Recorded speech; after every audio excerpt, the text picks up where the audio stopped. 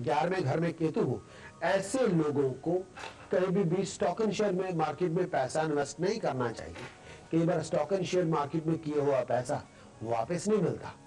Stock and share market में पैसा Gamble किया हुआ पैसा, बहुत बड़ा रिस्क लिया हुआ बैकफायर कर जाता है और हॉरेंडस फाइनेंशियल लॉसेस हो जाते हैं। ऐसे लोगों को जब पैसे भी उधार देने हो तो बहुत समझ के पैसे उधार देने चाहिए। तो ये है पद्म काल सर्प योग।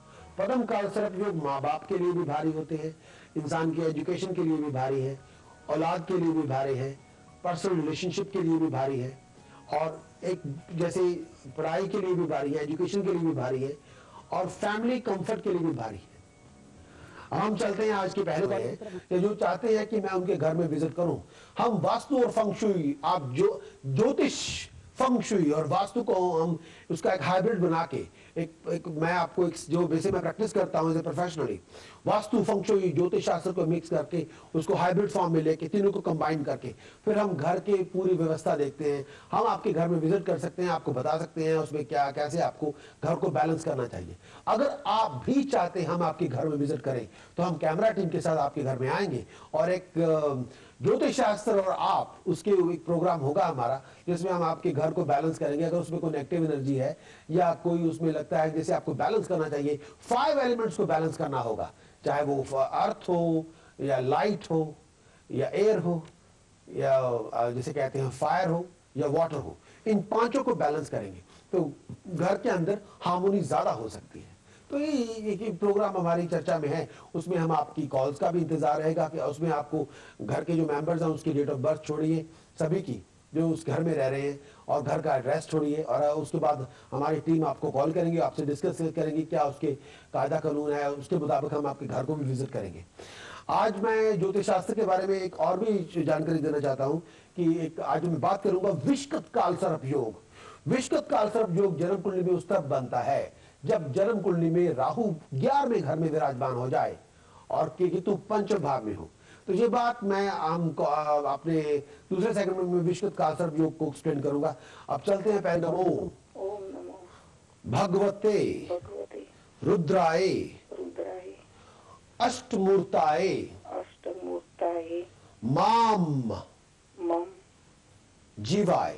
जी हाँ, ओके, इसी का जाप करना है।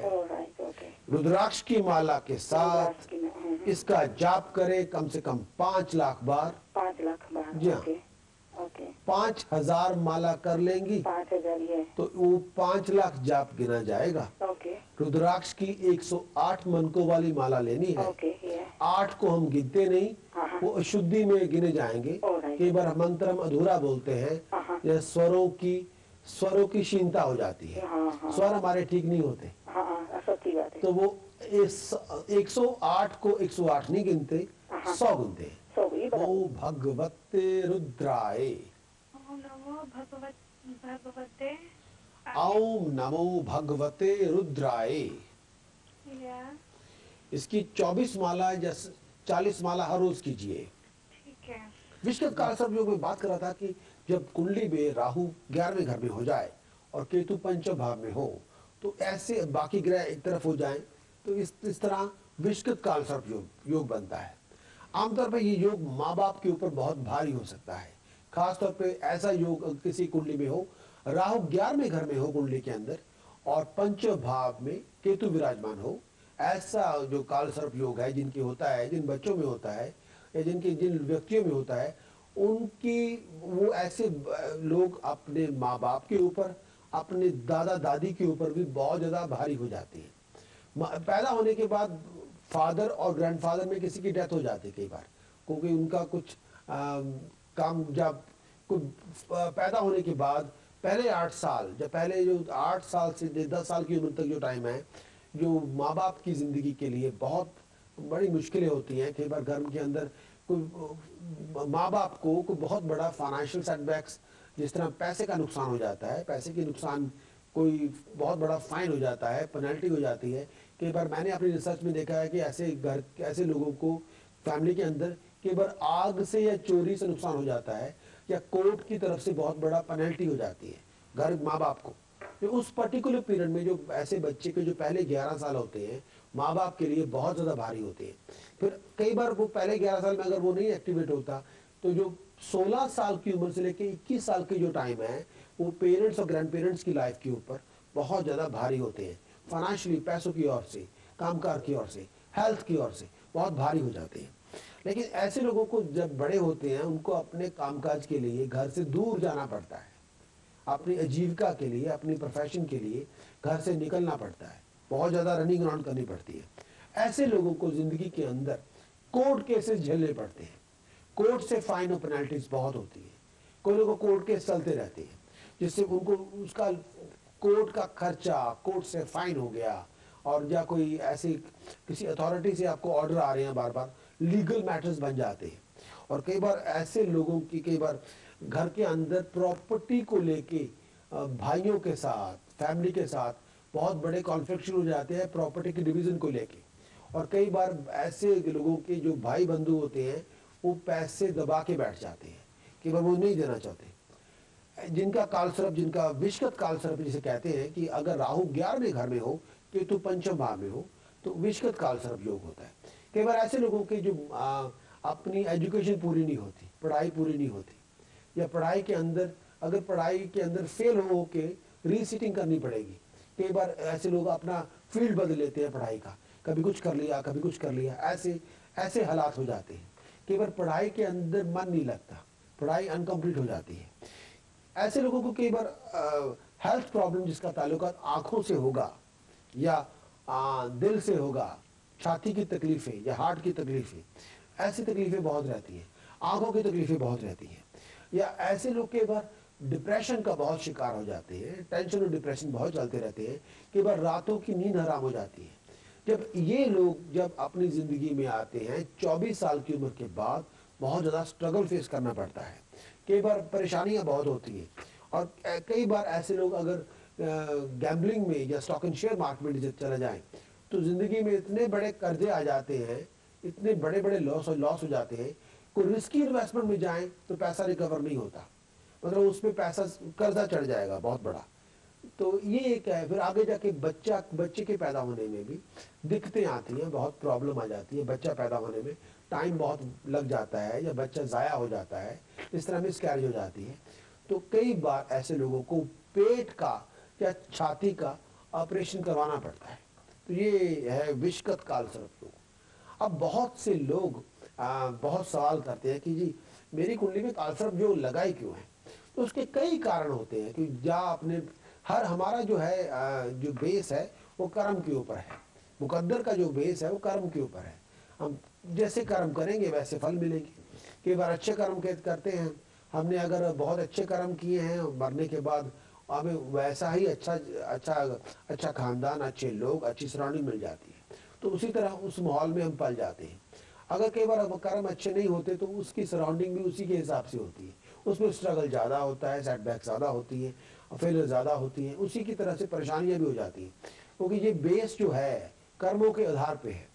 तो कई बार कालसर्प योग उनको लगा होता है जिनकी ज़िंदगी में, जिन्होंने पिछले जन्म में, एक मोटी तौर पे मिसाल दी जाती है, सर्प को मारा हो, सांपों को मारा हो। अब ये एक मोटी बात हो गई। दूसरा बात जो कालसर्प जो उन लोगों को होता है जिन लोगों ने पिछले जन्म में माँ बाप को बहुत तंग किया हो, माँ बाप का खून पिया हो, हाँ, जैसे उनको बहुत ज़्यादा दुखी किया हो, उनको बड़ा तड़पाया हो, उनकी बद्दुआ ली हो माँ बाप को। कालसर्प योग उनको भी लगा होता है जिन्होंने किसी धार्मिक स्थान का अपमान किया हो, धर्म के किसी बहुत अच्छा कोई इंसान हो, धार्मिक हो, उसका अपमान किया हो, शोषण किया हो, उसको फंसा लिया हो, ये उस तरह कालसर्प योग उनको भी लगा होता है जिन्होंने किसी बे औलाद की जमीन पे कब्जा कर लिया हो। बे औलाद हो, कोई बच्चे ना हो, उनको कमजोर समझ के उनकी जमीन पे कब्जा कर लिया हो, या उनके पैसे अमानत में खयानत कर ली हो, तब भी कालसर्प योग उनको भी लगा हो जिन्होंने अपनी बहनों के साथ बहुत बदसलूकी की हो और अपनी ही बहन का जीवन बर्बाद कर दिया हो, ऐसा बहन का हो या बेटी का हो, उनको भी कालसर्प योग लग जाता है। कालसर्प योग उनको भी लगा होता है, कई बार कई सिचुएशंस हैं जिसमें बताई जाती है जिन्होंने उनको भी कालसर्प योग लगा होता है जिन्होंने दूसरे के पैसे खा लिए हों और धर्म के नाम पे पैसे लोगों के खा लिए हों और उन लोगों को बाद में उसका कोई फायदा ना पहुंचाया हो, धर्म के नाम पे लोगों को लूटा हो, उनको भी कालसर्प योग लगा होता है।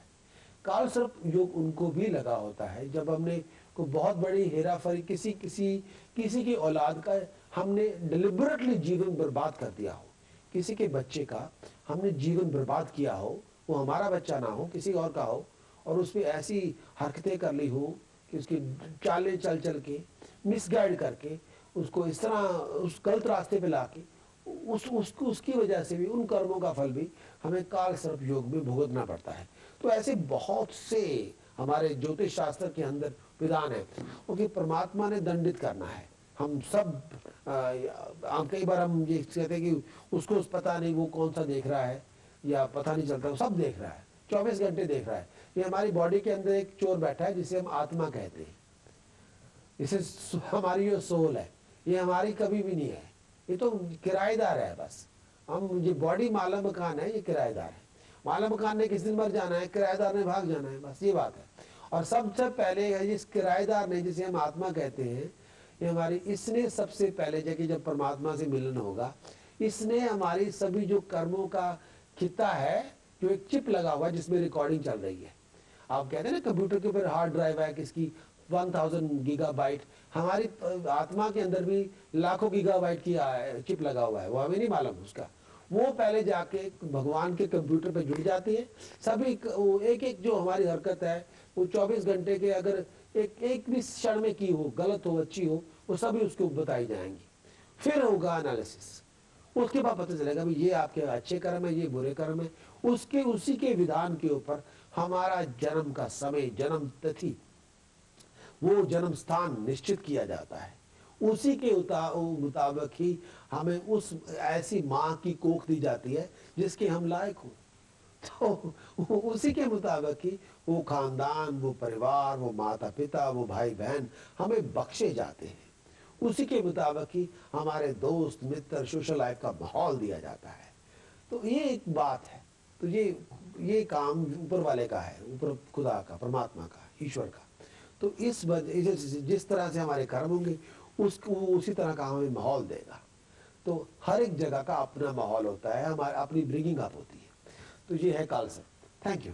अब हम चलते, जिसमें आपको छोड़नी होगी अपना एड्रेस और अपने डेट ऑफ बर्थ, जितने भी घर के मेंबर्स हैं, और उसको एक प्रॉपर एक पैकेज बना के छोड़िए। तो हम आपके घर में विजिट करेंगे अपनी कैमरा टीम के साथ और एक प्रोग्राम शुरू करेंगे, बहुत जल्द शुरू होने वाला है, ज्योतिष शास्त्र और आप। तो इस तरह हम आपके ज्योतिष शास्त्र के मुताबिक, चाहे वो फंगशुई है, वास्तु है, जो भारतीय ज्योतिष है, इन तीनों को मिला के हम आपके घर को बैलेंस करने की कोशिश करेंगे। अगर उसमें कोई नेगेटिविटी है, बैलेंस नहीं है, हार्मोनी नहीं है, पीस की कोई प्रॉब्लम है, या उसमें फ्लो चल नहीं रहा, या कहीं आप स्टक हो गए हैं, तो घर के अरेंजमेंट को कुछ बैलेंस करके उससे भी आपके मुकद्दर में चमक पैदा की जाएगी। या जिस तरह आप कहीं फंसे हुए हैं तो उससे पता लगाया जाएगा कि ये प्रॉब्लम क्या है। तो ये बहुत जल्द हमारा एक प्रोग्राम शुरू होने जा रहा है, ज्योतिष और आप। तो अगर आप भी इंटरेस्टेड हैं तो फोन उठाएं, अपनी डिटेल छोड़ें, तो हमारी टीम आपको फोन करेगी और आपसे रास्ता कायम करेगी। और आज हर हफ्ते मैं बात करता हूँ ज्योतिष शास्त्र के बारे में, तो आज भी ज्योतिष शास्त्र के बारे में बात करेंगे। और कुछ बातें होंगी, चार पांच चीजें होती हैं। हर एक इंसान उससे, जब भी इन 4-5 चीजों में कोई प्रॉब्लम होती है तो लोग सवाल करते हैं। पहले परेशानी होती है कई बार किसी की, इंसान की जिंदगी की, उनकी हेल्थ की प्रॉब्लम होती है, या कई बार मेंटली तौर पे लोग बहुत कमजोरी महसूस करते हैं, या टेंस होते हैं, डिप्रेस होते हैं, अनसिक्योरिटी बहुत होती है, फियर बहुत होता है, मेंटली तौर पे बहुत डिप्रेस हो जाते हैं, या शारीरिक बल नहीं होता, या मानसिक तौर पे बल नहीं होता। फिजिकल मेंटल स्ट्रेंथ का होना जिंदगी की कामयाबी के लिए बहुत जरूरी है। कोई बीमार आदमी कामयाब नहीं हो सकता, चाहे आप शारीरिक तौर पे हो या मेंटली तौर पे हो, तो कामयाबी हजारों को से दूर है आपसे। तो एक तो सवाल ये एक बहुत होता है कि हेल्थ की इश्यूज होते हैं। दूसरा एक बहुत बड़ी बात होती है कि लोग बहुत ज्यादा मेहनत करते हैं, कई बार उनको फल नहीं मिलता। बहुत ज्यादा मेहनत करने के बाद फल के लिए बहुत ज्यादा तरसना पड़ता है, फ्रस्ट्रेशन बहुत हो जाती है।